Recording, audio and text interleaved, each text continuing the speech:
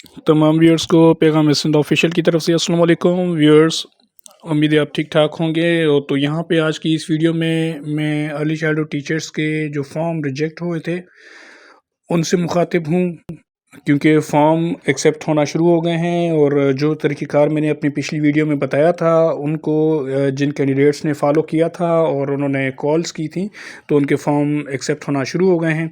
लिहाजा इस वीडियो को मुकम्मल देखिएगा ताकि मैं आपको मुकम्मल तफसीलात के साथ समझा सकूं कि आपने किस तरह से कॉल करनी है और क्या करना है, ताकि आपका जो इशू है फॉर्म रिजेक्शन वाला, जिनके फॉर्म रिजेक्ट हो गए हैं तो उनके फॉर्म जो है दोबारा से एक्सेप्ट होना शुरू हो जाएँ। तो अभी इसी वक्त तक जो मुझे इतलात मिली हैं तो ये ओवर एज इशू वाले जो फॉर्म हैं वो पहले जो रिजेक्ट हो गए थे, काफ़ी ज़्यादा कैंडिडेट्स ने उनको कॉल्स की।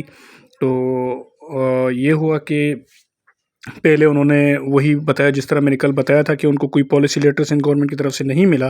तो कैंडिडेट्स ने जब दोबारा इसरार किया उनके साथ कि पॉलिसी लेटर नहीं मिला, लेकिन सेंट्रल गवर्नमेंट ने अनाउंस कर दिया है और सेंट्रल गवर्नमेंट ने आईबीए को एक लेटर भी लिखा है कि जब तक ये वाला इशू रिजॉल्व नहीं होता तब तक 33 एज तक कम से कम आप जो है कैंडिडेट्स के फॉर्म रिजेक्ट ना करें। तो जब ये बात की गई तो उसके बाद उन कैंडिडेट्स से उनका एनआईसी नंबर मांगा गया। एनआईसी नंबर मांगने के बाद फिर जो है उनको बताया गया कि आपका फॉर्म जो है चेंज हो जाएगा। तो थोड़े ही अरसे बाद जब उन्होंने अपना पोर्टल दोबारा से चेक किया तो उनके फॉर्म एक्सेप्टेड होना शुरू हो गए थे। तो यहाँ पे इस वीडियो बनाने का मकसद तमाम उन कैंडिडेट्स को बताना है जिनको मैंने कल ही बताया था कि जितने मैक्सिमम लोग जो है इस इश्यू को सोशल मीडिया पे उठाएंगे, आईबीए को एसटीएस को कॉल करेंगे, उनको क्यूरीज रेस करेंगे, तो फिर ही मसला सॉल्व हो गया। जब उन पे थोड़ा सा पब्लिक प्रेशर बढ़ेगा और मामला थोड़ा उनको लगेगा कि ये वाकई हसास है और काफ़ी ज़्यादा कैंडिडेट से सफ़र हो रहे हैं, तो वो ऑटोमेटिकली इस इशू को रिजॉल्व करेंगे। तो ये हमारे पास एप्लीकेशन है जो मैं आपको दिखाने जा रहा हूँ कि जिसका फॉर्म पहले रिजेक्ट हुआ था, लेकिन उस कैंडिडेट ने बड़ी हिम्मत करके 2 से 3 मरतबा मुसलसल 2-3 दिन आईबीए को कॉल की, उनको कन्विंस किया।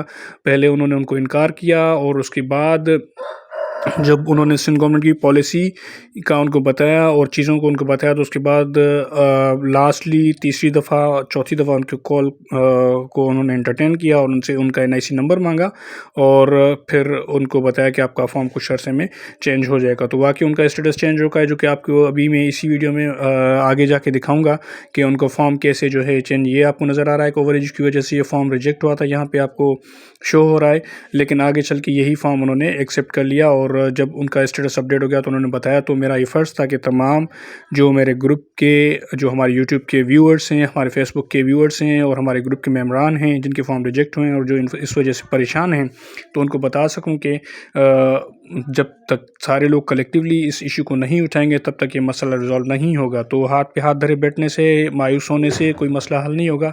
ये फॉर्म आपको नज़र आ रहा है, ये देखें आपकी सेम फॉर्म है जो कि पहले रिजेक्ट हुआ था और कॉल के बाद ये मसला रिजॉल्व हो गया, उनका फॉर्म एक्सेप्ट हो चुका है।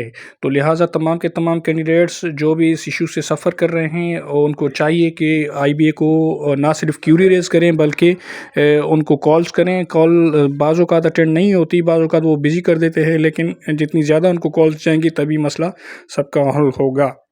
तो मज़ीद कोई भी क्वेश्चन हो, कोई भी क्यूरी हो तो all the time you can ask from the पैगाम सिंध एडमिन, और इंशाल्लाह हम आपको असिस्ट करते रहेंगे। और इंशाल्लाह जिन के फॉर्म जिनको लग रहा है कि उनके फॉर्म रिजेक्ट हो चुके हैं लेकिन वो रिजेक्ट नहीं होने चाहिए थे, तो उनको इसी स्टेप को करना चाहिए और इंशाल्लाह उनके फॉर्म एक्सेप्ट हो जाएंगे। Wish you all the best. अपना बहुत ज़्यादा ख्याल रखिएगा। दुआ में याद। अल्लाह हाफिज़।